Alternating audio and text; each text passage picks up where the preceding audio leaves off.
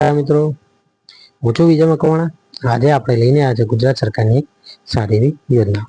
આ યોજનાનું નામ છે વિદ્યા સહાય યોજના. આ યોજનાનો મુખ્ય હેતુ ગુજરાતના ગરીબ અને મધ્યમ વર્ગના વિદ્યાર્થીઓ ઉચ્ચ કક્ષાનું શિક્ષણ મેળવી શકે તે છે. આ યોજના હેઠળ સરકાર શ્રી દ્વારા ઉચ્ચ કક્ષાનું શિક્ષણ મેળવવા માટે ગરીબ અને મધ્યમ વર્ગના વિદ્યાર્થીઓને લોન સહાય એટલે કે વ્યાજ વગરની લોન આપવામાં આવે છે. આ યોજનાની આગળ વાત કરીએ તો આ યોજનાની અંદર કોલેજ અથવા યુનિવર્સિટીની જેટલી ફી હોય એટલી ફીની લોન આપવામાં આવે છે.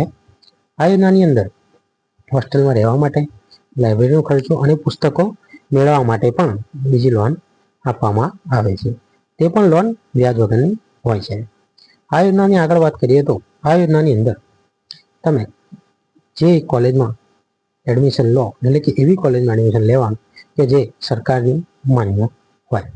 આ યોજનાની આગળ વાત કરીએ તો આ યોજનાની અંદર ડોક્યુમેન્ટમાં એવું છે કે તમે આવકનો દાખલો, જાતિનો દાખલો જો લાગુ પડતો હોય તો, કોલેજમાં એડમિશન લીધું હોય તો એડમિશન લેટર, આધાર કાર્ડ અને પાન કાર્ડ અને બેંકની પાસબુક કે સીધા લોનના પૈસા એની અંદર આવે.